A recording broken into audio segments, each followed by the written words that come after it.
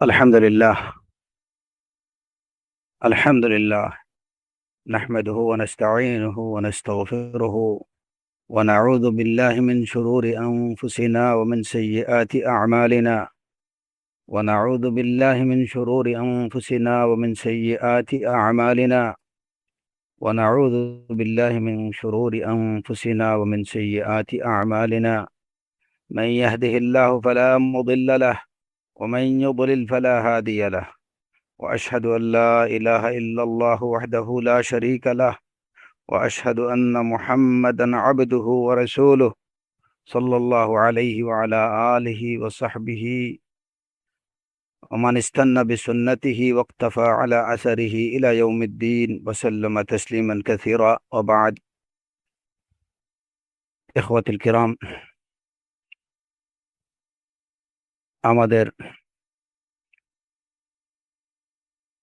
ধারাবাহিক আলোচনা চলছে হক এবং বাতিলের মধ্যে পার্থক্য বিষয়ে। ইতিমধ্যে হয়তো আমরা 2 বা 3টা সেশন করেছি এই বিষয়ে, এবং আজকেও হক এবং বাতিল সম্পর্কে আরো কিছু গুরুত্বপূর্ণ বিষয়ে আলোচনার আশা পোষণ করছি। আসআলুল্লাহ সুবহানাহু ওয়া তাআলা আত-তাওফীক ওয়াস সাদাদ। আজকের আলোচনার গুরুত্বপূর্ণ যে বিষয়গুলো থাকবে ইনশাআল্লাহ, তার মধ্যে হলো যে হকটাকে আহলুল হকরা, হকের সাথে আহলুল হকের মুআমালা কেমন হয়, কিংবা বিষয়টাকে আমরা এভাবে বুঝতে পারি যে আহলুল হকগণ হকটাকে কিভাবে নেন। পক্ষান্তরে আর আহলুল বাতিলরা বা আহলুল আহওয়া প্রবৃত্তির কুপ্রবৃত্তির অনুসারীরা হকের সাথে কেমন ব্যবহার করে,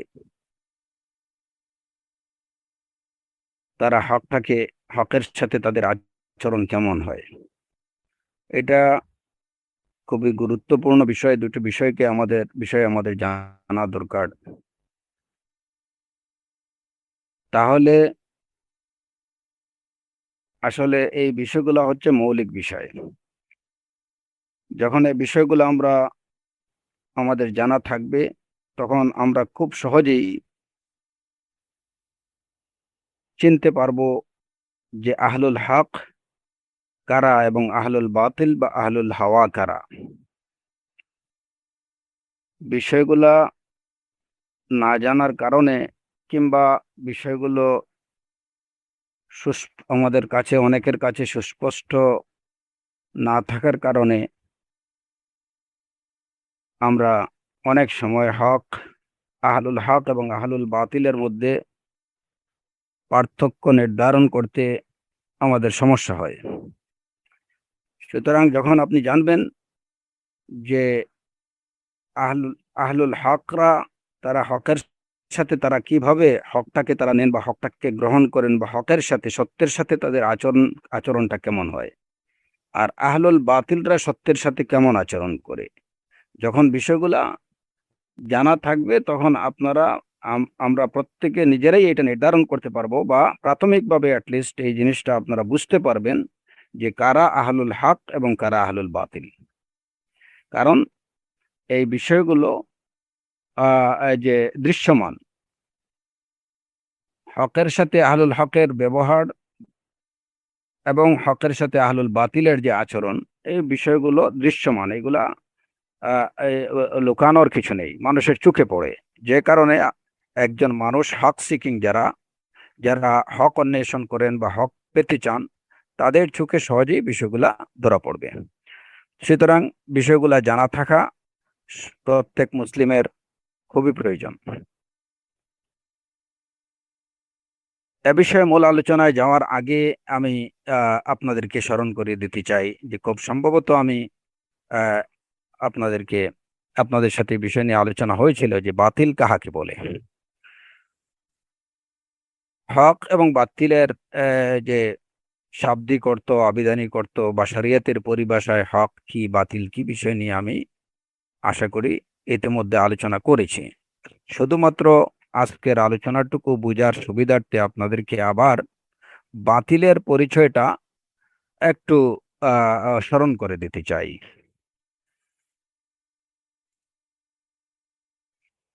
সত্যের বিপরীত যত বিষয় সবই হলো বাতিল। বাতিল বলে সাধারণত দুটো বিষয়কে বোঝানো হয়। একটা হচ্ছে আমরা বাতিল বলি এমন বিষয়বস্তুকে যেগুলো অস্তিত্বহীন, যেগুলোর কোনো অস্তিত্ব নেই। অস্তিত্বহীন বিষয়গুলোকে বাতিল বলা হয়, এটা এক। এবং আরেকটা হচ্ছে যে বিদ্যমান এমন বিষয়বস্তু যে বিষয়টা অস্তিত্বহীন না, এটার অস্তিত্ব আছে, কিন্তু তার মধ্যে লাভ থেকে ক্ষতি বেশি, উপকার থেকে অপকার বেশি, এরকম বিষয়বস্তুগুলোকেও বাতিল বলা হয়। যদি আমি পূর্বে বাতিলের এই পরিচয় না বলে থাকি, তাহলে আজকে আপনারা এটা কি জেনে নেন। বাতিল বলতে দুটো বিষয়কে বোঝায়। এক হচ্ছে যেটার কোনো অস্তিত্ব নেই, আর দুই হলো যে বিষয়টার অস্তিত্ব আছে কিন্তু এর মধ্যে লাভ থেকে ক্ষতি বেশি, এটাকেও বাতিল বলা হয়। এই দুটি অর্থই কিন্তু কোরআনে কারীম দ্বারা প্রমাণিত। কোরআনে কারীমে আল্লাহ আযজা ওয়া জাল্লা বলতেন, যালিকা বিআন্নাল্লাহা হুয়াল হক ওয়া আন্না মা ইয়াদউনা মিন দুনিহি হুয়াল বাতিল। এটা এই কারণে যে আল্লাহই একমাত্র সত্য, আর তারা আল্লাহ ব্যতীত যাদেরকে ডাকে সেটা হলো বাতিল।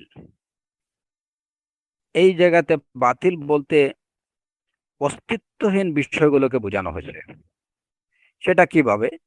ওয়া আন্না মা ইয়াদউনা মিন দুনিহি হুয়াল বাতিল, আল্লাহ ব্যতীত তারা যেসব উপাস্যকে ডাকে সেগুলো বাতিল।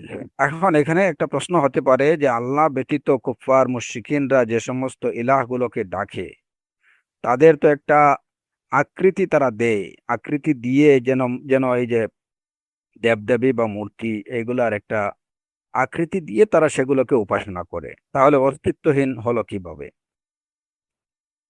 হ্যাঁ, এগুলো অস্তিত্বহীন, কারণ মাবুদ হিসেবে এগুলার অস্তিত্ব নেই।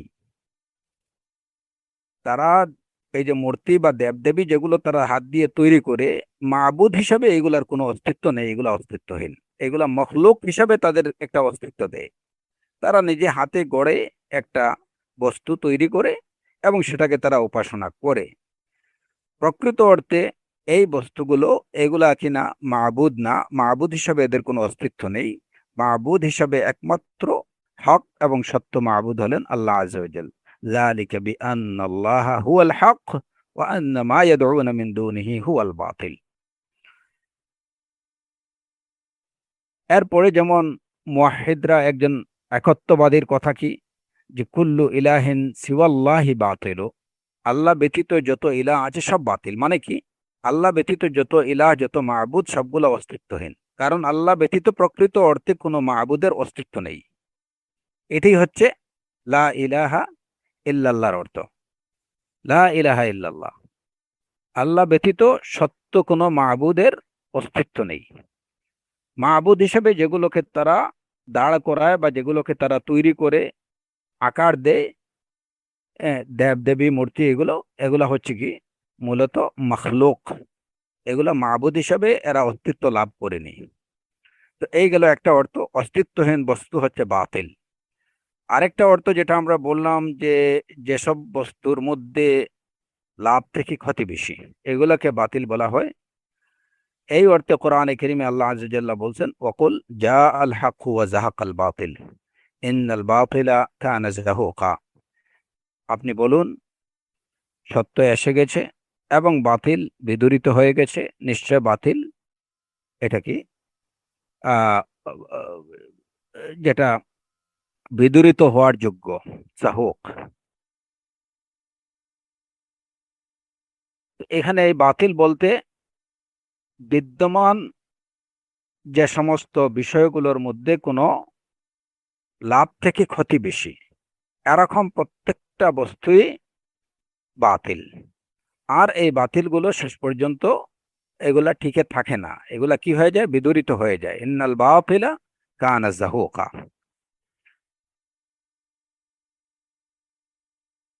যে সমস্ত বিষয়ের মধ্যে লাভ থেকে ক্ষতি বেশি, এই প্রত্যেকটা বিষয় হচ্ছে বাতিল। এবং সেই অর্থে লাগো, বাতিল বিষয়কে লাগওয়ান বলা হয়। লগো বলতে আমরা যদি বাংলা তর্জমা করি তাহলে সেটা হবে যেটা অনর্থক, অনর্থক বিষয়, অর্থহীন বিষয়, এগুলা হচ্ছে লাগো। লাগোকে বাতিল বলা হয় এই কারণে যে এগুলোর মধ্যে লাভ থেকে ক্ষতি বেশি।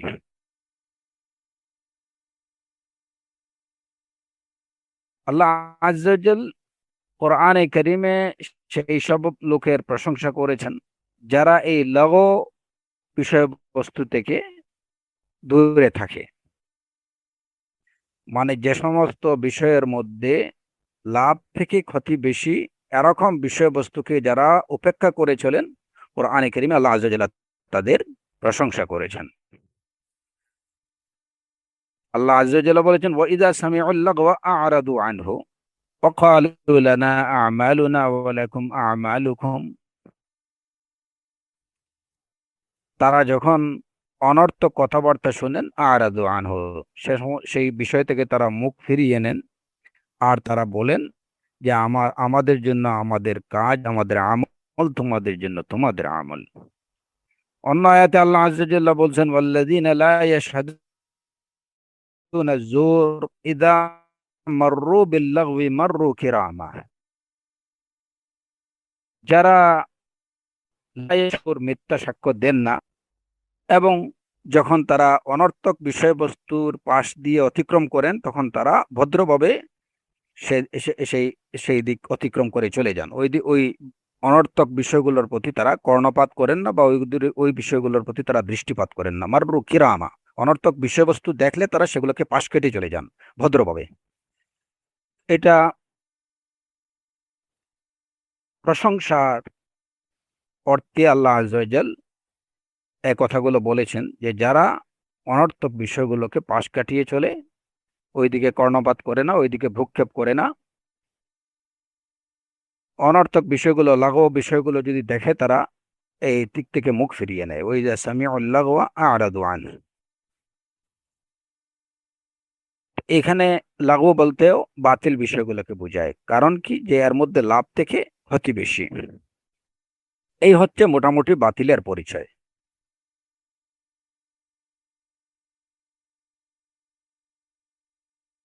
আলোচনার পরবর্তী আলোচনাটা বোঝার সুবিধার্থে আরেকটা বিষয় আপনাদের, হয়তো আমি আলোচনা করেছি ইতিমধ্যে, কিন্তু তারপরে আপনাদেরকে পুনরায় স্মরণ করে দিতে চাই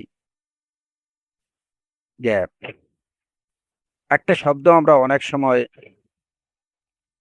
ব্যবহার করি, সেটা হলো ফিতনা। ফিতনা বলতে আমরা কি বুঝি?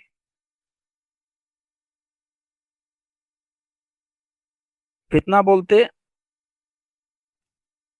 ফিতনার অনেকগুলো অর্থ আছে। এর মধ্যে উল্লেখযোগ্য দুটি অর্থ। একটি হলো আল আমরুল মুলতাবাস আল্লাযী লাম ইয়াতাবায়্যান। আল আমরুল মুলতাবাস আল্লাযী লাম ইয়াতাবায়্যান, অস্পষ্ট একটা বিষয়, যেখানে বিষয়বস্তুটা সুস্পষ্ট না, যে কোনটা ঠিক কোনটা বেঠিক কোনো কিছু বোঝা যাচ্ছে না। আল আমরুল মুলতাবাস গায়র মুতাবায়্যিন। অস্পষ্ট বিষয়গুলোকে ফিতনা বলা হয়। ফিতনার অনেকগুলো অর্থের মধ্যে এটা একটা অর্থ। ফিতনার আরেকটা অর্থ হচ্ছে হুদুসুল উমুর আল্লাতী তুশগিলুল ইনসান আন আদাইল আমালিস সালিহা ইম্মাল ওয়াজিবা ওয়া ইম্মাল মুস্তাহাব্বা। এরকম কোন ঘটনা, যে ঘটনাগুলো মানুষকে সৎ কর্ম থেকে বিরত রেখে দেয়। সেই সৎকর্মগুলো, আমালে সালেহাগুলো ওয়াজিব কাজ হতে পারে, মুস্তাহাব কাজ হতে পারে। তো মানুষকে নেক আমল থেকে যে কাজগুলো সরিয়ে রাখে, এরকম প্রতিটি বিষয়বস্তুকে ফিতনা বলা হয়। আপনার সামনে এমন একটা ঘটনা ঘটলো যে ঘটনার কারণে আপনি নেক আমল, সেটা হতে পারে যেমন সময় মতো আপনি সালাত আদায় করতে পারেননি, কিংবা আপনি অন্যান্য নেক আমল, মুস্তাহাব আমল, কোরআনে কারীম তিলাওয়াতের সময় আপনি সেটা করতে পারেননি। অন্য একটা বিষয়, এমন একটা বিষয় আপনার সামনে আসছে যেটার কারণে ওই কাজটা আপনাকে ব্যস্ত রেখে দিছে, আপনি সেই নেক কাজগুলো আপনি করতে পারেননি। সুতরাং এমন প্রতিটি বস্তু, এমন প্রতিটি ঘটনা, যে ঘটনাগুলো ব্যক্তিকে সৎকর্ম থেকে বিরত রাখে, সৎকর্ম থেকে ব্যস্ত রেখে দেয়, সে ওই ঘটনার মধ্যে ব্যস্ত হয়ে যায়। অন্যান্য নেক আমল, সেটা ওয়াজিব ওয়াজিব ওয়াজিব আমলগুলো হতে পারে, সেটা মুস্তাহাব আমলগুলো হতে পারে, ওইগুলাতে সে করতে পারে না। তো এরকম প্রতিটি বিষয়বস্তু বা ঘটনাকে ফিতনা বলা হয়। ফিতনার অনেকগুলো অর্থের মধ্যে এটা হচ্ছে আরেকটা অর্থ। তো এই দুইটা অর্থ, একটা হচ্ছে আল আমরুল মুলতাবাস, এবং আরেকটা হচ্ছে যে বিষয়গুলো মানুষকে সৎ কাজ থেকে দূরে রেখে দেয়, ব্যস্ত করে দেয়। তো বাতিল এবং ফিতনার এই অর্থগুলো আমাদের সব সময় মনে রাখা দরকার। তাহলে অ্যাটলিস্ট আমরা বুঝতে পারবো যে কোন বিষয়টা বাতিল এবং কোন বিষয়টা ফিতনা। এখন আমরা আসতে পারি আমাদের যে মূল আলোচনায়। মূল আলোচনার বিষয়বস্তু ছিল যে আহলুল হকরা হকের সাথে কি রকম ব্যবহার করেন, এবং আহলুল হাওয়া এবং আহলুল বাতিলরা হকের সাথে কিরূপ আচরণ করে। প্রথমত আহলুল ইমান যারা বা আহলুল হক যারা, প্রকৃত অর্থে যারা মুমিনুন, তারা যখনই হক তাদের সামনে আসে, প্রথম এটা হচ্ছে আহলুল হকের প্রথম বৈশিষ্ট্য। এটাকে আহলুল হকের বৈশিষ্ট্য, এই বিষয়গুলোকে আহলুল হকের বৈশিষ্ট্য বলা যায়। তো প্রথম বৈশিষ্ট্য হচ্ছে যখন তাদের সামনে হক আসবে, তারা এটাকে মনে প্রাণে বিশ্বাস করবেন এবং এটাকে হককে হক বলে, সত্যকে সত্য বলে তারা স্বীকার করবেন। এটা হচ্ছে আহলুল হক, আহলুল ইমানের, মুমিনিনদের পরিচয়, বৈশিষ্ট্য। সত্যকে সত্য বলে বিশ্বাস করা এবং এটাকে স্বীকার করা। এই বিষয়ে কোরআনে কারীম আল্লাহ আযজা ওয়া জাল্লা বলছেন, ওয়ালিয়ালামাল্লাযীনা উতুল ইলম আন্নাহুল হাক্কু মির রাব্বিক ফায়ুমিনু বিহি ফাতুখবিতা লাহু কুলুবুহুম।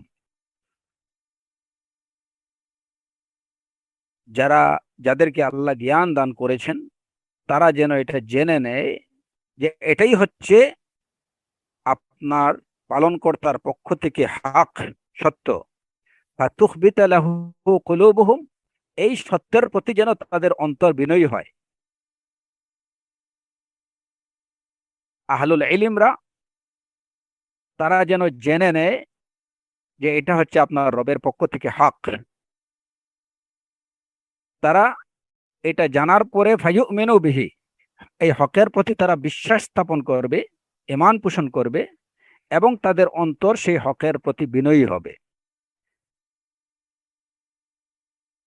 ফাতুখবিতা লাহু কুলুবুহুম। তাহলে এই আয়াতে দুটো বিষয়, হকের ব্যাপারে আল্লাহ আযজা ওয়া জাল্লা দুটো বিষয় বললেন, যে মুমিনুনরা তারা কি করেন, সত্যকে সত্য বলে জানেন, এটাকে সত্য বলে এটার প্রতি বিশ্বাস পোষণ করেন, এবং সেই সত্যের প্রতি তাদের অন্তর বিনয়ী হয়। বিশ্বাস এবং বিনয় প্রদর্শনের মাধ্যমে সত্যকে সত্য বলে মেনে নেয় এবং স্বীকার করা।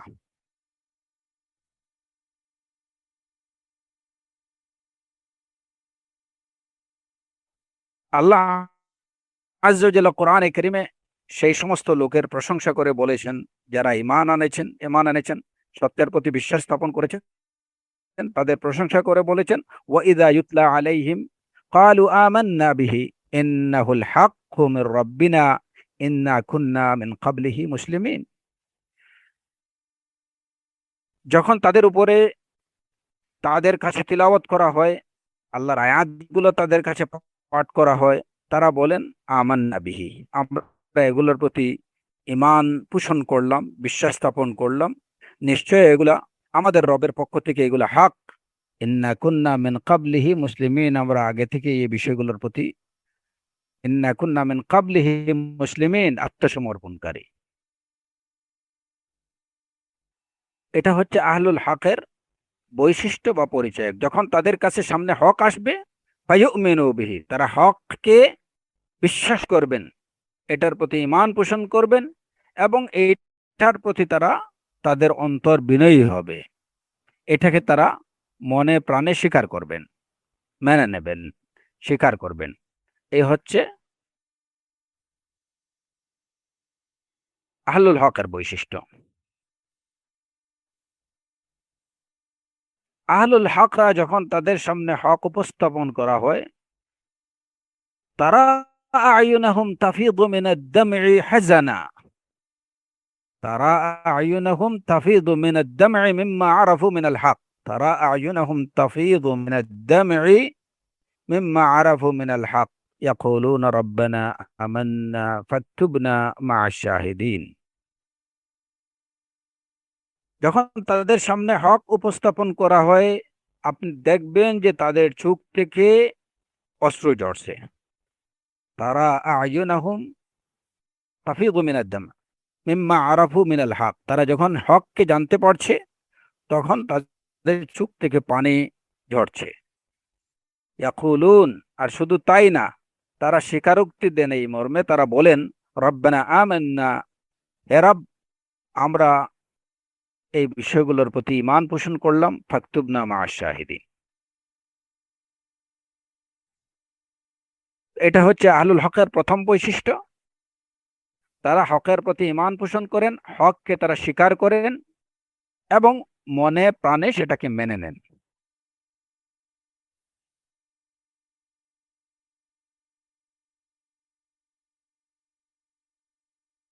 ওয়াল্লাযী জাআ বিস-সিদকি ওয়া সাদ্দাকা বিহি, যারা সত্য নিয়ে আসেন এবং সত্যকে সত্য বলে স্বীকার করেন, আল্লাহ আযজা ওয়া জাল্লা তাদের প্রশংসা করেছেন। এর বিপরীতে যারা সত্যকে অস্বীকার করে, আল্লাহ আযজা ওয়া জাল্লা তাদেরকে তিরস্কার করেছেন।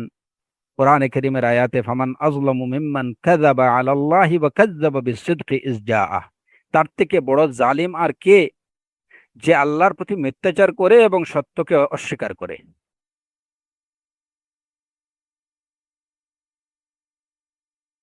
দ্বিতীয় বৈশিষ্ট্য হলো আহলুল হকের, যে একটা তো হচ্ছে হকের প্রতি বিশ্বাস স্থাপন করা, এই দুইটার মধ্যে পার্থক্য আছে। একটা হচ্ছে ঈমান পোষণ করা হকের প্রতি এবং এইটাকে মনে প্রাণে স্বীকার করা। দ্বিতীয় হচ্ছে হক হককে অনুসরণ করা এবং এটাকে কার্যত গ্রহণ করা। হককে অনুসরণ করা এবং সেটাকে কার্যত গ্রহণ করা,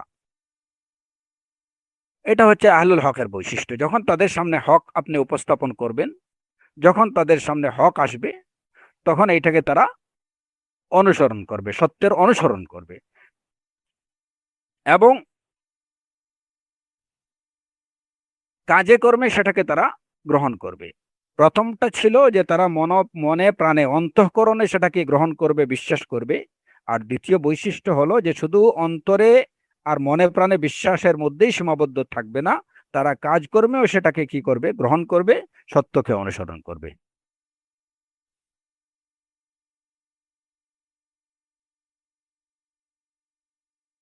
কোরআনে কারীমে এই বিষয়টার প্রতি ইঙ্গিত করে আল্লাহ আযজা ওয়া জাল্লা বলেছেন, যালিকা বিআন্নাল্লাযীনা কাফারু ইত্তাবাউল বাতিল ওয়া আন্নাল্লাযীনা আমানু ইত্তাবাউল হাক্কা মির রাব্বিহিম। যারা কাফের তারা বাতিলকে অনুসরণ করে, আর যারা ঈমানদার বিশ্বাসী তারা তাদের রবের পক্ষ থেকে আগত হককে তারা অনুসরণ করেন। তারা তাদের রবের পক্ষ থেকে আগত সত্যকে, হককে তারা অনুসরণ করেন। আর এইটা এই কারণে যে হক, আল হক ওয়া হাক্কু আন ইউত্তাবা, সত্য অনুসরণযোগ্য। কোরআনে কারীমে আল্লাহ আযজা ওয়া জাল্লা বলছেন, আফামান ইলাল হাক্কি আহাক্কু আন ইউত্তাবা আম্মা লা ইয়াহদি ইল্লা আন ইউহদা ফামান ইয়াহদি ইলাল হক, যিনি হকের পথ দেখান, আহাক্কু আন ইউত্তাবা, তিনি সবচেয়ে বেশি দাবিদার, অনুসরণীয় হওয়ার সবচেয়ে বড় দাবিদার তিনি, যিনি হকের পথ দেখান। আহাক্কু আন ইউত্তাবা। তো আহলুল হকের দ্বিতীয় বৈশিষ্ট্য হককে অনুসরণ করা এবং কাজে কর্মে সেটাকে গ্রহণ করা। শুধু ইমানে না, শুধু মনের মধ্যে আমি বুঝে মনে প্রাণে আমি হককে স্বীকার করতেছি, এটুকু অবশ্যই যথেষ্ট না। সেটা কার্যে পরিণত করতে হবে, বাস্তবে হককে অনুসরণ করতে হবে। এখন অনেক দেখা যায় যে মুসলমানদের মধ্যে অনেকে আছে মনে প্রাণে আল্লাহর একত্বকে স্বীকার করছে, বিশ্বাস করছে, মুখে সে স্বীকার করছে লা ইলাহা ইল্লাল্লাহ, কিন্তু লা ইলাহা ইল্লাল্লাহর দাবি সে পূরণ করছে না। সে সালাত আদায় করছে না, সিয়াম পালন করছে না, ইসলামের অন্যান্য আরকান সেগুলা সে পালন করছে না, কিন্তু সে দাবি করছে যে সে ঈমান পোষণ করে আল্লাহর একত্বে বিশ্বাসী, রাসূলুল্লাহ সাল্লাল্লাহু আলাইহি ওয়াসাল্লামের রিসালাতে বিশ্বাসী। অন্তঃকরণে তার বিশ্বাস আছে কিংবা মুখে তার স্বীকারোক্তি আছে, কিন্তু কার্যত সে লা ইলাহা ইল্লাল্লাহর দাবি পূরণ করছে না। তাহলে এই ক্ষেত্রে তাকে হকের অনুসারী বলে গণ্য করা যাবে না, সে হকের অনুসারী বলে বিবেচিত হবে না, কার্যে সেটা প্রমাণ করতে হবে। তৃতীয় বিষয় হলো তাসলিম এবং ইনকিয়াদ। যদিও এটা এই দ্বিতীয় বিষয়ের মধ্যেই অন্তর্ভুক্ত, যে তাসলিম হচ্ছে এটাকে মেনে নেয়া এবং এটার প্রতি বিনয় প্রদর্শন করা। এই বিষয়টা আসলে ওই ইমানের মধ্যেই আছে, যে প্রথম বিষয়টার মধ্যে মনে প্রাণে এটাকে গ্রহণ করবে এবং এটার প্রতি তার অন্তর বিনয়ী হবে। তো এরপরেও উলামায়ে কেরামরা অনেক সময় এই পয়েন্টটাকে আলাদাভাবে বিশেষভাবে উল্লেখ করেন, এটার বিশেষ গুরুত্ব থাকার কারণে। যে তাসলিম এবং ইনকিয়াদ হচ্ছে যে সত্যের প্রতি আত্মসমর্পণ করা এবং এইটার প্রতি অনুগত থাকা।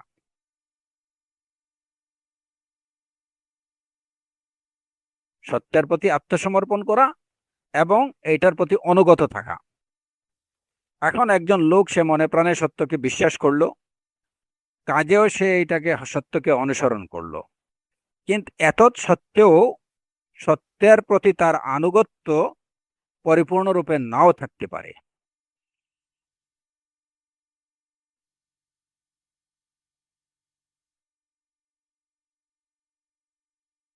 তো প্রকৃত অর্থে আহলুল হক হতে হলে, হকের অনুসারী হতে হলে হকের প্রতি পরিপূর্ণ আত্মসমর্পণ থাকতে হবে, পরিপূর্ণ আনুগত্য থাকতে হবে। এবং এটা কিভাবে? যেমন একজন লোক সে অন্তরে বিশ্বাস করছে, কাজেও সেটা সত্যকে অনুসরণ করছে, কিন্তু বিষয়টার প্রতি তার পরিপূর্ণ আনুগত্য কিংবা এটার প্রতি পরিপূর্ণরূপে সে আত্মসমর্পণ করতে পারেনি, যে কারণে হক পালন করছে, হক বিশ্বাস করছে, কিন্তু অন্তরের মধ্যে খাটকা আছে, তার অন্তরের মধ্যে কিছু খাটকা আছে। প্রফুল্ল মনে সে সেটাকে কি করে, এখন যেমন এটা ঠেকায় পড়ে কি করছে, সালাত আদায় করতে হবে, এটা ফরজ, এখন ঠেকায় পড়ে আদায় করা, কিন্তু প্রফুল্ল মনে আল্লাহর সেই নির্দেশকে অনুসরণ করা এটা সে করছে না। এতে প্রমাণিত হয় যে তার এই আত্মসমর্পণ কিংবা তার এই বিশ্বাস এবং তার এই কাজগুলো, যে যদিও সে হক কাজগুলো করছে, কিন্তু এখানে সে পরিপূর্ণরূপে তার ইস্তিসলাম নেই, এগুলার প্রতি তার পরিপূর্ণ আনুগত্য নেই। এজন্য কোরআনে কারীমে আল্লাহ আযজা জাল্লা বলছেন, ফালা ওয়া রাব্বিকা লা ইউমিনুনা হাত্তা ইউহাক্কিমুকা ফীমা শাজারা বাইনাহুম সুম্মা লা ইয়াজিদু ফি আনফুসিহিম হারাজাম মিম্মা কাদাইত সুম্মা লা ইয়াজিদু ফি আনফুসিহিম হারাজাম মিম্মা কাদাইত। তারা আপনি যে ফয়সালা দেবেন সেই ফয়সালার প্রতি, আপনার সিদ্ধান্তের প্রতি তাদের অন্তরে কোন রকম সংকীর্ণতা বোধ তারা করবে না। ও ইউসাল্লিমু তাসলিমা, এবং আপনার ফয়সালা, আপনার সিদ্ধান্তের কাছে তারা আত্মসমর্পণ করবে পরিপূর্ণরূপে। অন্তরের মধ্যে কোনো সংকীর্ণতা থাকতে পারবে না, যে আমার কাছে হক আসছে, আমি হককে হক বলে স্বীকার করছি, বিশ্বাস করছি, হককে অনুসরণ করছি।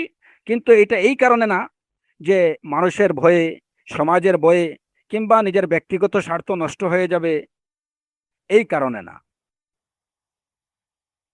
ওয়াইসাল্লিমু তাসলিমা,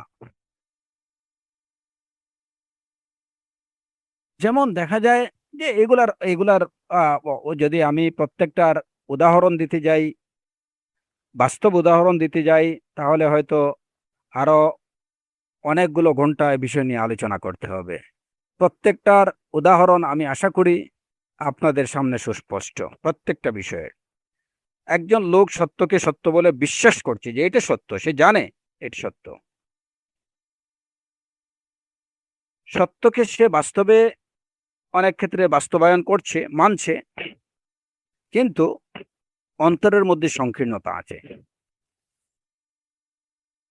আমরা আমাদের নিজেদের কাজকর্মে দেখি যে অনেক সময় অনেক আমল, অনেক ফরাইজ বা অনেক ওয়াজিবাত, যেমন অনেকে আছে জাকাত আদায় করে, জাকাত আদায় করে যে এটা ইসলামের একটা ফরজ, রুকুন, আহ, ইসলামের একটা রুকুন, আমাকে সেটা আদায় করতে হবে। কিন্তু তার মনের মধ্যে, ইস, অনেক কষ্টের টাকা, এখান থেকে অনেকগুলো টাকা আমার চলে গেল, আর কি করব, দিতে তো হবেই। প্রকৃত অর্থে প্রকৃত মুমিনের বা প্রকৃত আহলুল হক যারা, তাদের বৈশিষ্ট্য এমন হতে পারে না। তারা প্রফুল্ল মনে আল্লাহর প্রতিটি ফয়সালা, শরীয়তের প্রত্যেকটি বিষয়কে তারা প্রফুল্ল মনে নির্দ্বিধায়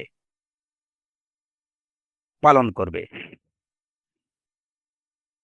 ওয়ামা লানা লা নুমিনু বিল্লাহি ওয়ামা জাআনা মিনাল হক ওয়া নাতমাউ আন ইউদখিলানা রাব্বুনা মাআল কওমিস সালিহিন। আমাদের কি হয়েছে? আমরা আল্লাহর প্রতি বিশ্বাস পোষণ করব না, ঈমান পোষণ করব না, এবং আমাদের কাছে যে হক এসেছে সেটাকে আমরা সেটাকে বিশ্বাস করব না। আমাদের কি হয়েছে? কেন করব না?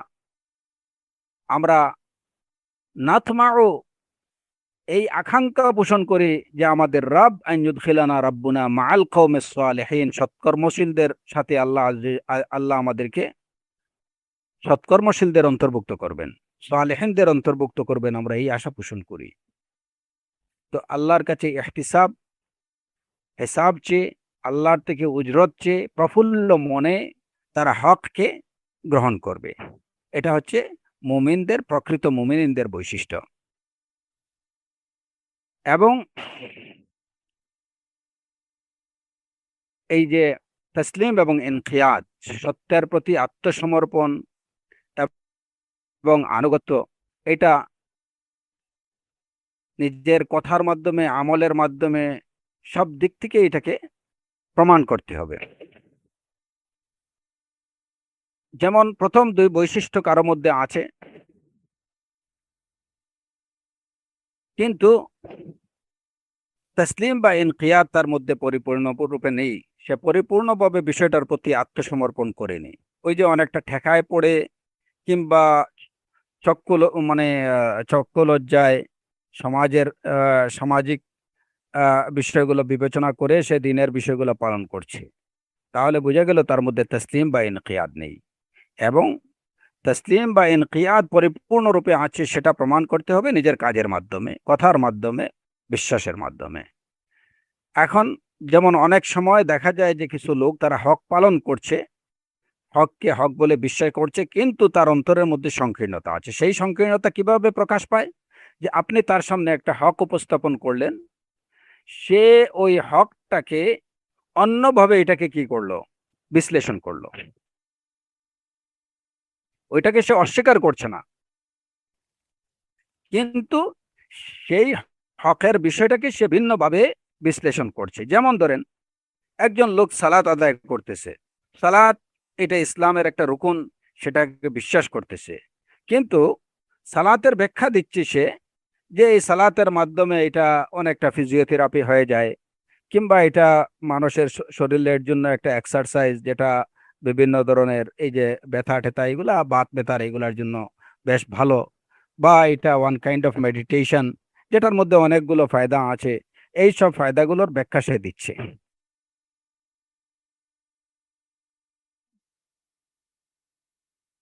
এরকম ব্যাখ্যা যদি কেউ উপস্থাপন করে এবং সেটা যদি হয় দ্বীনের যে ইসলামের রুকন, আপনি বলছেন যে সালাত হচ্ছে ইসলামের রুকন, ওই লোকটা আপনাকে বলছে যে আমি সালাত আদায় করি, কিন্তু কারণ এর মধ্যে এই যে আমার শারীরিক অনেকগুলো কি আছে, ফায়দা আছে, হ্যাঁ, তাহলে বুঝতে হবে যে এই লোকটা প্রকৃত অর্থে আহলে হক না। কারণ সালাতের মধ্যে শারীরিক কি লাভ আছে কি ক্ষতি আছে, এইসব ব্যাখ্যার ধার কোনো মুমিন ধারে না, কোনো মুসলিম এই সমস্ত ব্যাখ্যার কোনো ধার ধারে না।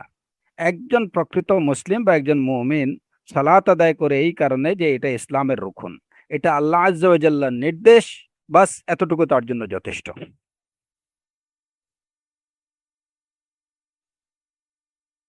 প্রথমত এই বিশ্বাসের প্রতি, আল্লাহর এই নির্দেশের প্রতি যে এটা হচ্ছে আল্লাহর নির্দেশ, এইটার প্রতি তার পরিপূর্ণ আত্মসমর্পণ থাকতে হবে।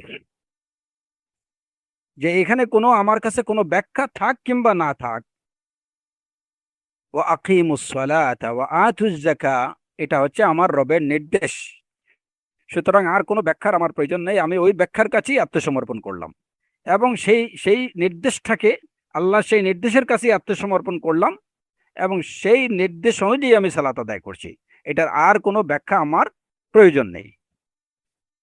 এটাই হচ্ছে যে একজন লোক সে আত্মসমর্পণকারী, আল্লাহর নির্দেশের প্রতি পরিপূর্ণ আনুগত্যশীল, সেই আনুগত্যশীলতার পরিচয়ক হচ্ছে এই বিষয়। এখন যদি শারীরিক, যেমন কেউ বলে যে আমি মেসওয়াক করছি, মেসওয়াক করছি কেন, এর মধ্যে দাঁতের অনেক ফায়দা আছে, তাহলে এটাকে সে তাকে তাকে মুসলিম, পরিপূর্ণ অর্থে মুসলিম বা আল্লাহর কাছে, আল্লাহর নির্দেশের কাছে সুন্নাহর প্রতি আত্মসমর্পণকারী বলে সে গণ্য হবে না। সিওয়াক সুন্নাত, যেটা আমার রাসূল সাল্লাল্লাহু আলাইহি ওয়াসাল্লামের নির্দেশিত, এই কারণে আমি এটা করছি, এটাই হচ্ছে ইস্তিসলাম, এটাই হচ্ছে ইনকিয়াদ। হ্যাঁ, প্রশ্ন থাকতে পারে যে তাহলে কি আমরা যে দ্বীনের যে বিষয়বস্তুগুলো আছে এইগুলোর বাহ্যিক বা বৈজ্ঞানিক যে ব্যাখ্যাগুলো আছে এগুলো কি আমরা গ্রহণ করতে পারি না? হ্যাঁ পারেন, অবশ্যই পারা যায়। দ্বীনের যে বিষয়বস্তুর যে বৈজ্ঞানিক ব্যাখ্যা, দ্বীনের সমর্থনে যে বৈজ্ঞানিক ব্যাখ্যাগুলো আছে আপনি সেগুলো করতে পারেন, কিন্তু পার্থক্য হচ্ছে এইটুকু যে ওই ব্যাখ্যার কারণে আপনি এটাকে পালন করবেন না, যে এর মধ্যে এই ফায়দা আছে, যে কারণে বৈজ্ঞানিক এই ফায়দাগুলো আছে, হ্যাঁ, এই কারণে আমি দ্বীনের এই বিষয়টা পালন করছি, তা হতে পারবে না। এটা আল্লাহ আজ্জা ওয়া জাল্লার নির্দেশ, রাসূলুল্লাহ সাল্লাল্লাহু আলাইহি কিংবা রাসূল সাল্লাল্লাহু আলাইহি ওয়াসাল্লামের সুন্নাহ হিসাবে আমি এটাকে পালন করছি, এবং এর সাথে অবশ্যই ইজমালান এই বিশ্বাস পোষণ করতে হবে যে আমার রবের প্রতিটি আদেশ এবং নিষেধের মধ্যে আমার জন্য, গোটা মানব জাতির জন্য কল্যাণ রয়েছে। সেই কল্যাণের কোনো কিছু আমার মাথায় এটা আসতে পারে, নাও আসতে পারে, আমি সেই হিকমাগুলো আমরা বুঝতে পারি, নাও বুঝতে পারি। যতটুকু আমরা বুঝবো সেগুলো আমাদের বোধগম্যতার বাইরে যা থাকবে, আমরা যেটুকু বুঝবো সেটা খুবই সামান্য, ওই তুলনায় খুবই সামান্য। তার মানে কি, যে আল্লাহর নির্দেশের মধ্যে, আল্লাহর আদেশ নিষেধ পালনের মধ্যে মানব জাতির জন্য যে কল্যাণগুলো রয়েছে, সেই কল্যাণের পিছনে যে কি কত, সেই সব কল্যাণের বিষয় বা এগুলোর পিছনে যে হিকমা আছে, সেই হিকমাগুলোর খুব সামান্যই আমরা বুঝতে পারি, বেশিরভাগই আমরা বুঝি না। তো যে কারণে আমাদের মূল কাজ হচ্ছে যে বুঝি কিংবা না বুঝি, আল্লাহর নির্দেশ এইটুকু জানার পরে কিংবা রাসূলুল্লাহ সাল্লাল্লাহু আলাইহি ওয়াসাল্লাম থেকে বিশুদ্ধভাবে প্রমাণিত সুন্নাহ হিসাবে যখন বিষয়টা আমার কাছে চলে আসবে, তখন সাথে সাথে একজন মুমিনের কথা হবে সামি'না ওয়া আতা'না, যে শুনলাম এবং আনুগত্য করলাম। আর কোনো আমার কাছে কোনো ব্যাখ্যা থাকে এটার পিছনে কি হিকমা আছে, কি ফায়দা আছে, সেটা আমার কাছে বিষয় না। এটাই হচ্ছে ইস্তিসলাম এবং এটা হচ্ছে ইনকিয়াদ। হ্যাঁ, যখন এর সাথে এই বিষয়টা যখন আমার মধ্যে পরিপূর্ণরূপে থাকবে, এরপরে অ্যাডিশনাল কোনো ব্যাখ্যা যদি আমার কাছে থাকে, যে ব্যাখ্যাটা আমার এই বিশ্বাসটাকে কি করবে, আরো বেশি জোরদার করবে, তাহলে সেই ব্যাখ্যা গ্রহণযোগ্য। সালাত আল্লাহর নির্দেশ, আমি এটা মেনে, এটা জেনেই আমি এটা পালন করছি। আমি এইটার পিছনে কি হিকমা আছে, শারীরিক উপকার কি, এই বিষয়গুলো আমার জানার প্রয়োজন নেই। না জেনেই আমি এটা বুঝতে যে আমার রব্বের নির্দেশ, এর মধ্যে আমার খায়ের আছে, এইটুকু বুঝেই আমি সেই নির্দেশের কাছে আত্মসমর্পণ করব, এটার প্রতি আনুগত্য প্রদর্শন করব। পরবর্তীতে যদি আমি জানি যে এর মধ্যে এই খায়েরগুলো আছে, ফিজিক্যালি এই বিষয়গুলো আছে, তাহলে এটা আমার ইমান বৃদ্ধির কারণ হতে পারে, যে হ্যাঁ, আমার রবের প্রতিটা নির্দেশের মধ্যে খায়ের আছে। এই যে হয়তো যে যে যে বৈজ্ঞানিক যে ব্যাখ্যাগুলো বা যে উপকারিতাগুলো আমি জানলাম, সেটা ওই সমস্ত হিকমার মধ্যে হয়তো একটা সামান্য একটা অংশ। আর অসংখ্য বিষয় রয়ে গেছে যেটা আমাদের বোধগম্যতার বাইরে বা আমাদের জানার বাইরে, জ্ঞানের বাইরে।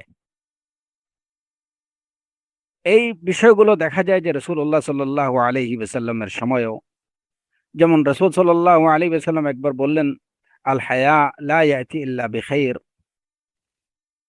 যে লজ্জা এটা কেবল কল্যাণই আসে, লজ্জার মধ্যে কল্যাণ আছে, কল্যাণ ছাড়া কিছু নেই। রসুল সাল্লাহ আলী ওয়াসাল্লামের একথা শুনে বাশির ইবনু কাব নামক জনৈক সাহাবী, তিনি বললেন যে হ্যাঁ, হিকমার মধ্যে লেখা আছে ইন্না মিনাল হায়াই ওয়াকারা, ইন্না মিনাল হায়াই ওয়াকারান, যে পূর্ববর্তী কিদের মধ্যে, হিকমার মধ্যে লেখা আছে, আমরা এটা পাইছি যে লজ্জার মধ্যে সম্মান আছে, যে লজ্জা অবলম্বন করে সে সম্মান পায়। ওয়া ইন্না মিনাল হায়াই সাকিনা, এবং হায়ার মধ্যে, লজ্জার মধ্যে একটা প্রশান্তি আছে।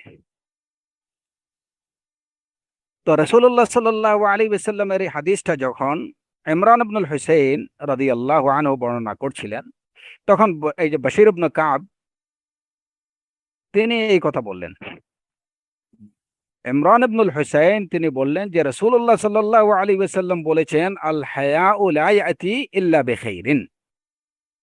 আচ্ছা, এই কথাটা শোনার পরে বশির ইবনে কাব তিনি কি বললেন, এটাকে তিনি অস্বীকার করেননি। তিনি বললেন যে হ্যাঁ, হিকমার মধ্যে এরকম লেখা আছে, আল হায়া, ইন্না মিনাল হায়াই ওয়াকারা ওয়া ইন্না মিনাল হায়াই সাকিনা।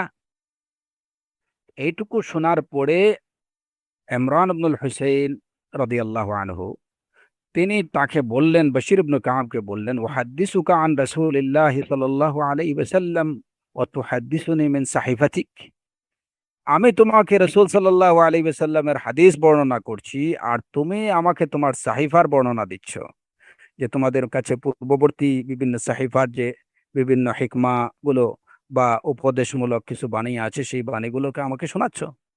আমি রাসূলুল্লাহ সাল্লাল্লাহু আলাইহি ওয়াসাল্লামের হাদিস বলছি, এটাই তো যথেষ্ট। মূল কথা হচ্ছে যে যেখানে আমি রাসূল সাল্লাল্লাহু আলাইহি ওয়াসাল্লামের হাদিস বলছি তোমাকে, সেখানে অন্য কিছু তোমার বলার দরকার নেই, ওইটাকেই তুমি, এটাকে তুমি মেনে নেবা। আল হায়া লা ইয়াতি ইল্লা বিখাইর। যদিও এই যে বশির ইবনে কাব, উনি যে কথাগুলো হিকমা থেকে যে যে কথাগুলো বলছেন, এটা কিন্তু এই রাসূল সাল্লাল্লাহু আলাইহি ওয়াসাল্লামের এই কথার সাথে সাংঘর্ষিক না,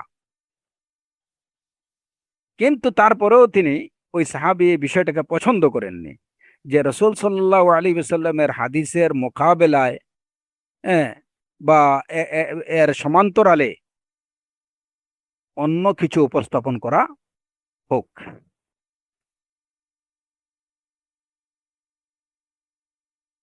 এটা কি বোঝা গেল, যে হকের প্রতি পরিপূর্ণরূপে ইসতিসলাম থাকতে হবে, ইনকিয়াদ থাকতে হবে। অনেক সময় হয় যে দেখা যায়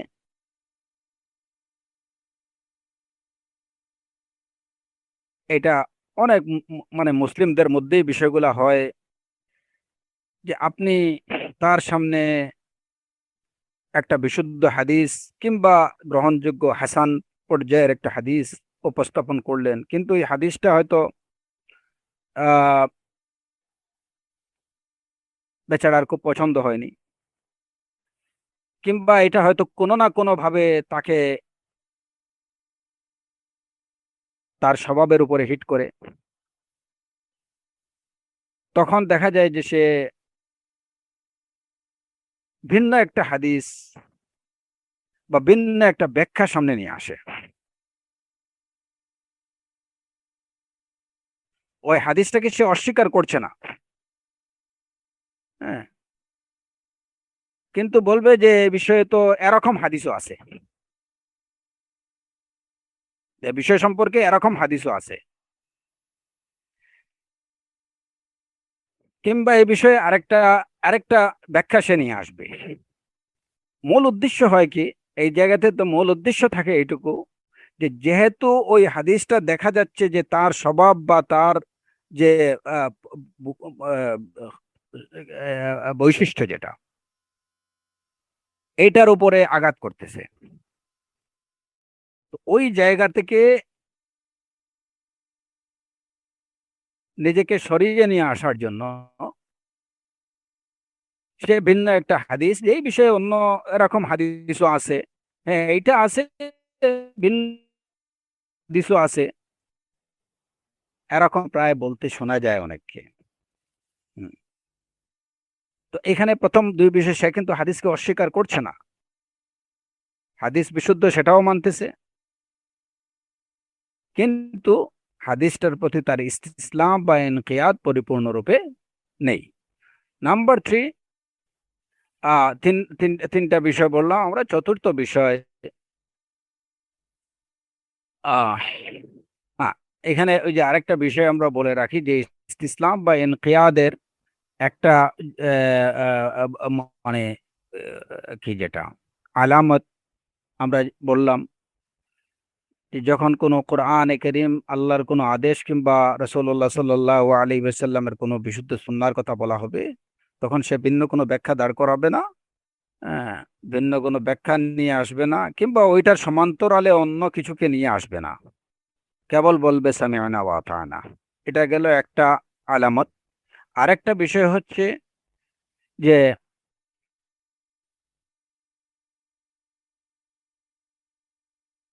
ইসলাম বা ইনকিয়াদের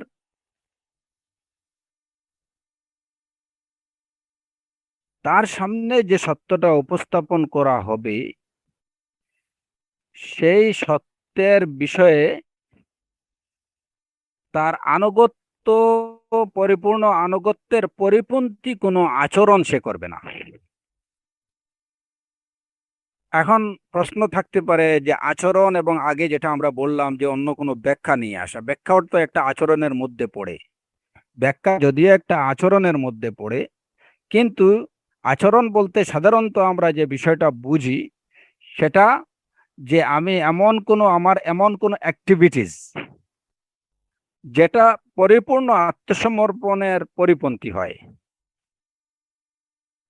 আর ব্যাখ্যাটা হচ্ছে যে এমন কোনো কথা বলা যে কথাটা ওই কোরআনে কারীমের ওই আয়াত কিংবা রাসূলুল্লাহ সাল্লাল্লাহু আলাইহি ওয়াসাল্লামের সুন্নাহর সমান্তরালে নিয়ে আসা। তো একটা হচ্ছে বাছনিক এবং একটা হচ্ছে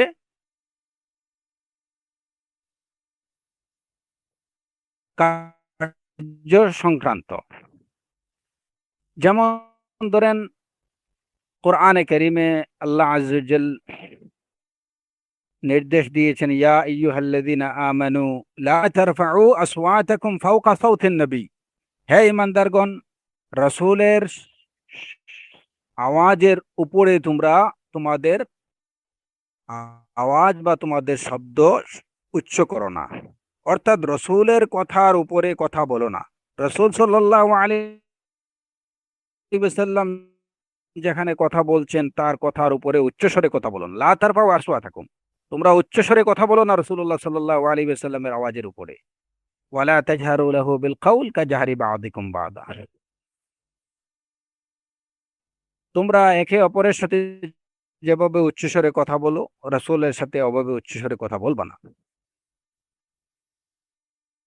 এইভাবে উচ্চস্বরে কথা বলা, এটাও কিন্তু ইসতিসলাম এবং ইনকিয়াদের পরিপন্থী।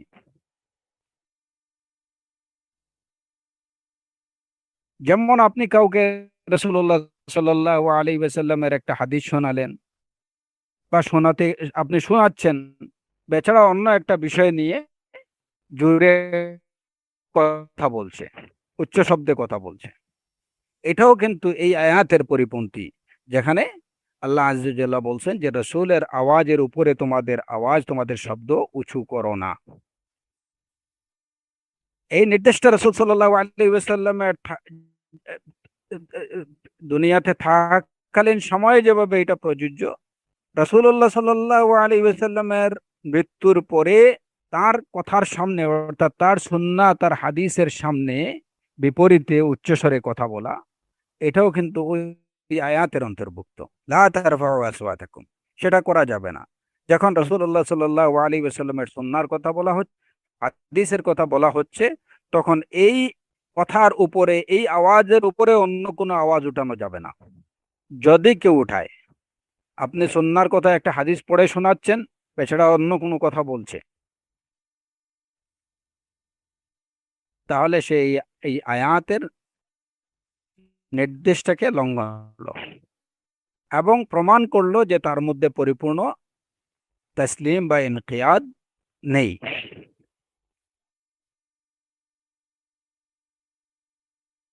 পঞ্চম বিষয় হচ্ছে যে চতুর্থ বিষয়,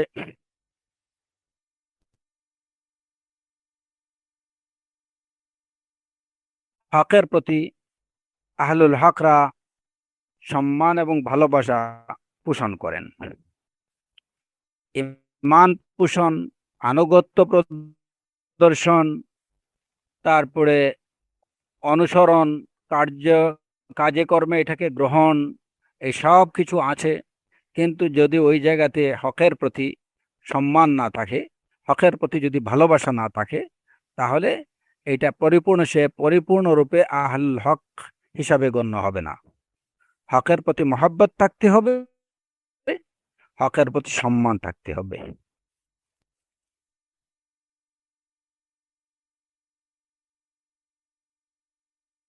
এবং এই সম্মান এবং ভালোবাসা দুইভাবেই প্রদর্শন করতে হবে, অন্তরের দিক থেকে এবং কাজে কর্মে। হকের প্রতি ভালোবাসা এবং সম্মান, যেমন ইমাম মালিক ইবনে আনাস রাহিমাহুল্লাহ, তিনি যখন হাদিস বর্ণনা করতেন, কিংবা তিনি যখন এই যে হাদিস পড়াতেন, হাদিসের দর্শে বসতেন, তো হাদিসের দর্শে বসার আগে উনি ওযু করতেন, সালাত আদায় করতেন, হ্যাঁ, পরিষ্কার পরিচ্ছন্ন কাপড় পরতেন, ওনার দাড়ি চিরুনি করতেন এবং ধীর গম্ভীর ভাবে তিনি দার্সে বসতেন।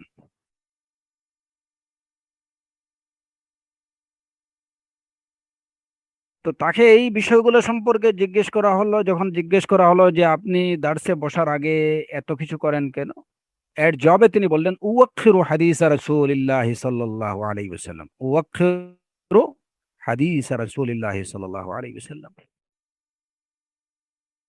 আমি রাসূল সাল্লাল্লাহু আলাইহি ওয়াসাল্লামের হাদিসের প্রতি সম্মান প্রদর্শন বশত এই কাজগুলো করি।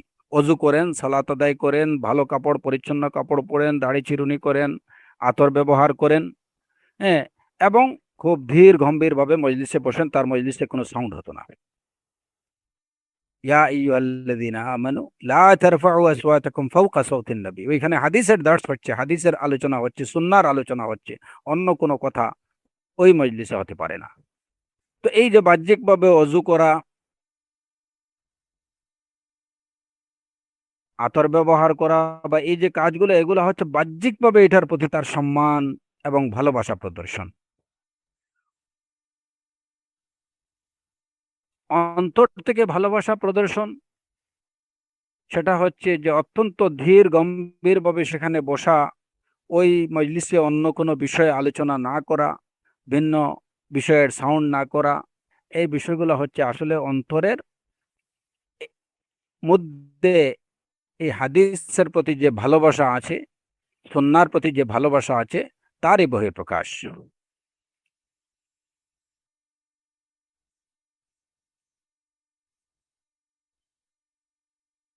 এরপরে বিষয়টা হচ্ছে যে হককে আঁকড়ে ধরা এবং এর উপরে অটল এবং অবিচল থাকা।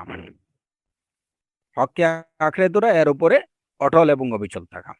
ফাস্তামসিক বিল্লাযী উহিয়া ইলাইকা ইন্নাকা আলা সিরাতিম মুস্তাকিম কোরআনে কারিমে আল্লাহ আযজা ওয়া জাল্লা রাসূলুল্লাহ সাল্লাল্লাহু আলাইহি ওয়াসাল্লামকে নির্দেশ দিচ্ছেন যে আমি আপনার প্রতি যা প্রত্যাদেশ করছি আপনি সেটাকে শক্তভাবে আঁকড়ে ধরেন। ফাস্তামসিক বিল্লাযী উহিয়া ইলাইক ইন্নাকা আলা সিরাতিম মুস্তাকিম, নিশ্চয়ই আপনি সরল সঠিক পথের উপরে আছেন। ওইটাকে আপনি আঁকড়ে ধরেন, ওইটার উপরে আপনি সাবিত থাকেন। তো হক শুধু ধরলে মানলে আর অনুসরণ করলেই হবে না, হকের উপরে কি থাকতে হবে? অটল এবং অবিচল থাকতে হবে, এবং এটি হচ্ছে আহলুল হকের পরিচয়।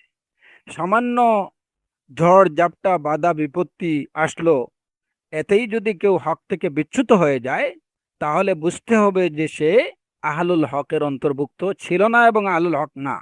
কারণ যদি সে প্রকৃত অর্থে হক যদি তার অন্তরে স্থান পেয়ে যেত, সঠিকভাবে যদি তার অন্তরে হক স্থান পেয়ে যেত, সে সত্যটাকে যদি মনে প্রাণে গ্রহণ করত, তাহলে বাধা, যে কোনো বাধা বিপত্তি আসুক না কেন, সেটা যত কঠিন বাধা বিপত্তি হোক না কেন, সে কখনো হক থেকে বিচ্যুত হতো না।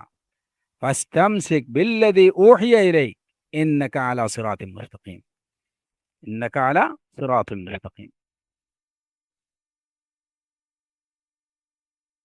কিছু বাধা বিপত্তি ওয়াসওয়াসা শুবহাত আসার পরেই সে সত্য থেকে বিচ্যুত হয়ে গেল, সে ইদর উদর হয়ে গেল, তাহলে বুঝতে হবে যে শুরু থেকেই সে হককে সঠিকভাবে শক্ত করে আঁকড়ে ধরেনি। ফাস্তামসিক, সে ইস্তিমসাক করেনি, শক্তভাবে হক আঁকড়ে ধরেনি। হক তার সামনে গেছে, আচ্ছা ঠিক আছে পাইছি, সবার সাথে আছি, হ্যাঁ আসি, আপনাদের সাথে আছি আমি, এই তো। সে হককে বাহ্যিকভাবে গ্রহণ করছে, হককে স্বীকার করছে, কিন্তু সে শক্তভাবে হককে আঁকড়ে ধরেনি। না, না ধরার কারণে, শক্তভাবে না ধরা, ইস্তিমসাক না করার কারণে। এখানে আখজ এবং ইস্তিমসাক, এই দুইটার মধ্যে কি আছে? পার্থক্য আছে। ইস্তিমসাক হচ্ছে কোনো জিনিসকে শক্তভাবে আঁকড়ে ধরা, যাতে করে এটা ছুটে না যায়। শুরু থেকেই যদি কেউ হককে শক্তভাবে আঁকড়ে ধরে, তাহলে সে হক থেকে তার বিচ্যুত হওয়ার সম্ভাবনা খুবই কম থাকে, যত বড় কঠিন ঝড়-ঝাপটা বাধা বিপত্তি আসুক না কেন। এর জন্য কোরআনে কারিমে আল্লাহ আযজা ওয়া জাল্লা বলছেন, ফামান ইয়াকফুর বিত-তাগুতি ওয়া ইউমিন বিল্লাহ ফাকাদ ইসতামসাকা বিল উরওয়াতিল ওয়াসকা। যে তাগুতকে অস্বীকার করবে, আল্লাহর প্রতি বিশ্বাস স্থাপন করবে, ফাকাদ ইসতামসাকা বিল উরওয়াতিল ওয়াসকা, সে শক্ত রজ্জুকে সঠিক শক্তভাবে আঁকড়ে ধরল।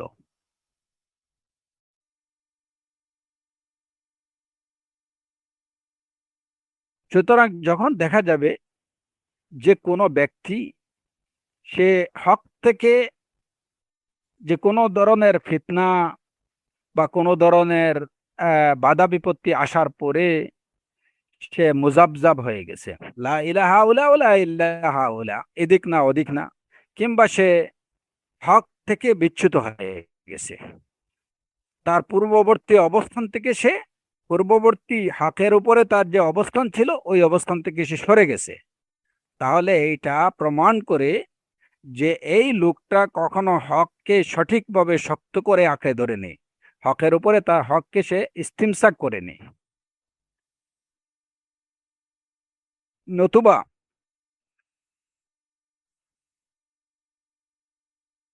যত বড় কঠিন বিপদ, কঠিন ফিতনা, যত বড় বাধা বিপত্তি, যা কিছু আসুক না কেন, দুনিয়ার লোভ লালসা,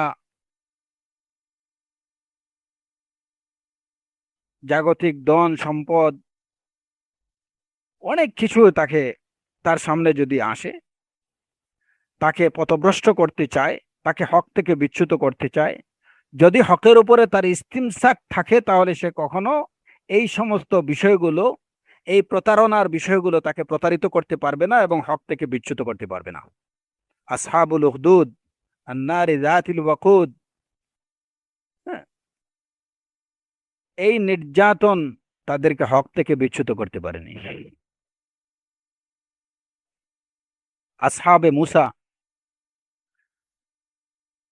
ফেরাউনের হুমকি দমকি, কোনো কিছুই তাদেরকে হক থেকে বিচ্যুত করতে পারেন। লা ওয়াইর ইন্না ইলা রাব্বিনা মুনকালিবুন, কোনো অসুবিধা নাই। ফাকদি মা আনতা কাদ, ইন্নামা তাকদি হাদিল হায়াতুদ দুনিয়া, তোমার যা ইচ্ছে করো, কি করবা তুমি?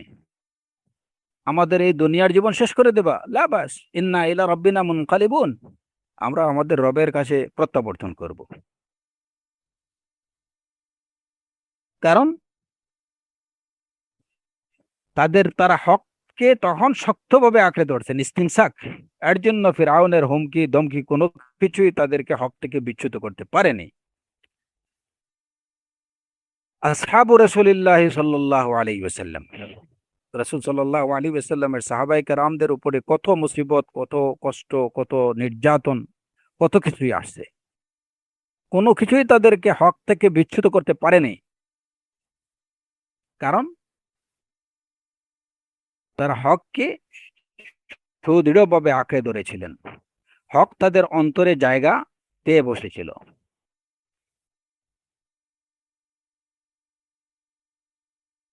যদি কারো অন্তরে ইমানের যে বাসাসা, যেটা এটা যদি সঠিকভাবে পৌঁছে যায়, ইমানের স্বাদ তার অন্তরে যদি সঠিকভাবে তার কলব যদি ইমানের ইমানের স্বাদ যদি কারো অন্তরে সঠিকভাবে পৌঁছে যায়, তাহলে অন্য কিছুই তাকে ইমান থেকে বিচ্যুত করতে পারবে না, হক থেকে বিচ্যুত করতে পারবে না। আহাসিবান নাসু আন ইউতরাকু আন ইয়াকুলু আমান্না ওয়া হুম লা ইফতানুন, মানুষকে এটুকু মনে করে যে তারা আমান্না বলবে আর তাদেরকে এমনিতেই ছেড়ে দেওয়া হবে, তাদেরকে কোনো রকম টেস্ট ছাড়া, ওয়া হুম লা ইফতানুন, তারা ফিতনার মুখে পড়বে না, এটা কি তারা মনে করে? যখন আমান্না বলবেন ফিতনা আসবেই, আপনি যখন হকের উপরে থাকবেন ফিতনা আসবেই, এইটা মনে রাখতে হবে। এর জন্য ইস্তিমসাক দরকার, হককে শক্তভাবে আঁকড়ে ধরতে হবে। যদি কেউ তার যদি হকের উপরে যদি কেউ অটল থাকে, তাহলে বাতিল কোনোভাবেই তাকে বিচ্যুত করতে পারবে না, তাকে প্রভাবিত করতে পারবে না, তাকে সত্য থেকে বিচ্যুত করতে পারবে না, পথভ্রষ্ট করতে পারবে না, এবং বাতিল তার কোনো ক্ষতিও করতে পারবে না।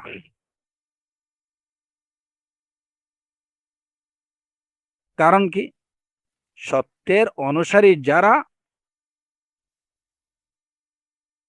আল্লাহ রাব্বুল আলামিনের পক্ষ থেকে তারা সবসময় সাহায্য প্রাপ্ত হয়।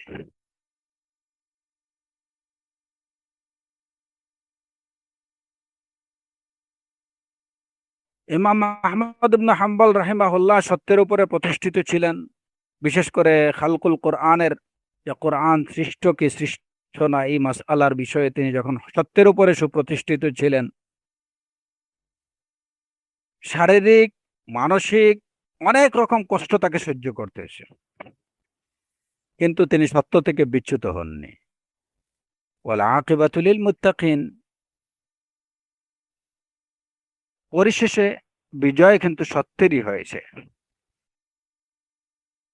শারীরিক নির্যাতনের পাশাপাশি ইমাম আহমদ ইবনে হাম্বল রাহিমাহুল্লাহর বায়তুল মাল থেকে তাকে যে ওই মাসিক যে খরচাপাতি দেয়া হতো, ওইটাও তারা বন্ধ করে দিল, যেটা ছিল প্রায় মাসে প্রায় 1000 দিরহামের মতো।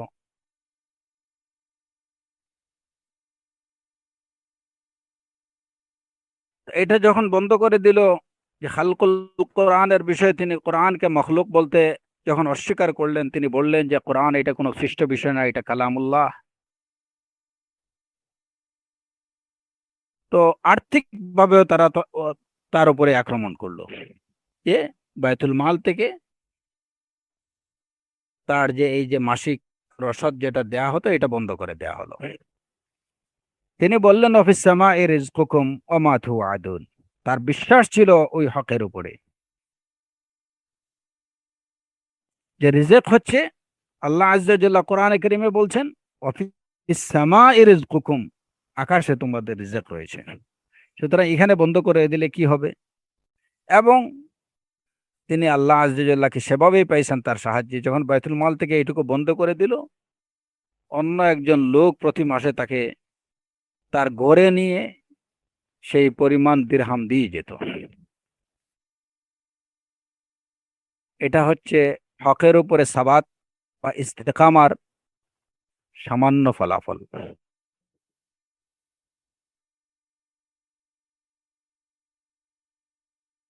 আহলুল হকের পরবর্তী বৈশিষ্ট্য যেটা, এটা হচ্ছে যে আহলুল হকরা হক নিয়ে বসে থাকেন না, তারা হকের প্রতি মানুষকে আহ্বান জানান।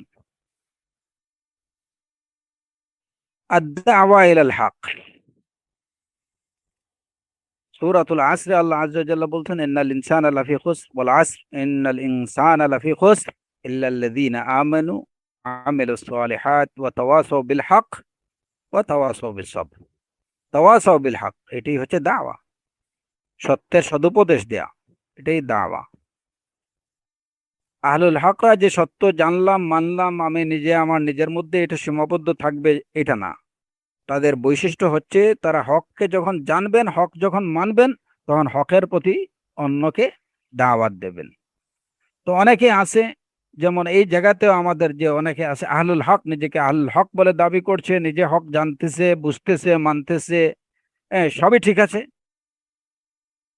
কিন্তু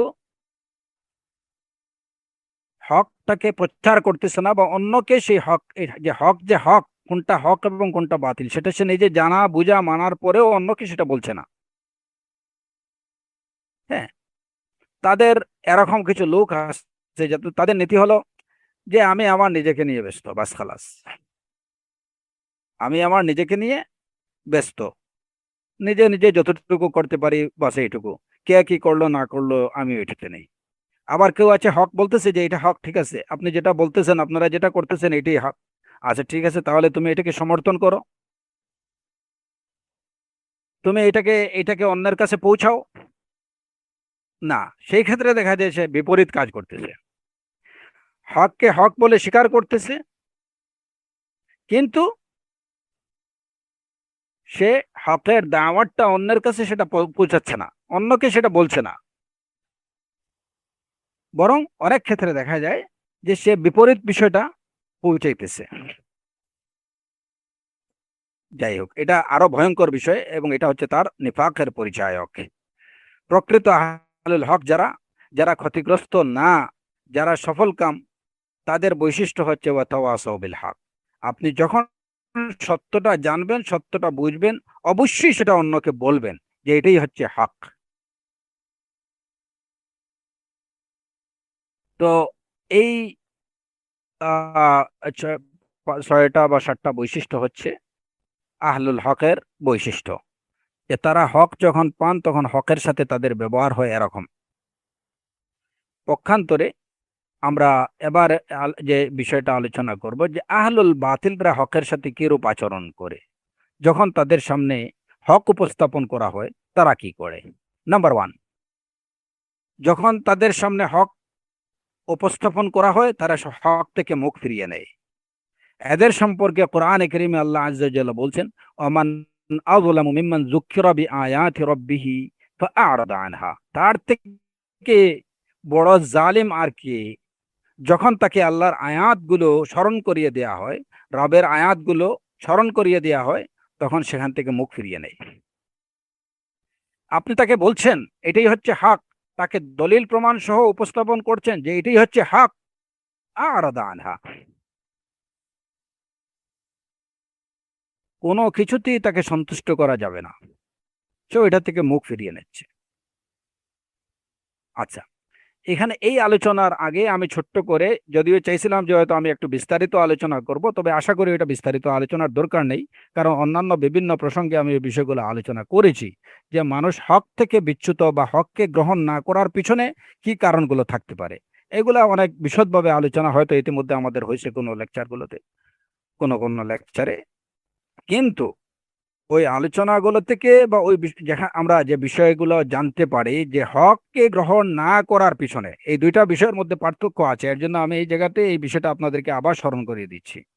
হক গ্রহণ না করার পিছনে কি কারণ, আর হকের সাথে আহলুল বাতিলের আচরণ কেমন, এই দুইটার মধ্যে কিন্তু পার্থক্য আছে, দুইটা এক বিষয় না। মানুষ হককে কেন, হক পাওয়ার পরেও হককে হককে কেন গ্রহণ করে না, সত্যকে কেন গ্রহণ করেন না, এইটার মৌলিক কারণ হচ্ছে তিনটা। মৌলিক কারণ তিনটা। একটা হচ্ছে জেহালত, অজ্ঞতা। নাম্বার দুই হচ্ছে শুবুহাত, সংশয়। নাম্বার 3 হচ্ছে শাহাওয়াত, কোপবৃত্তি।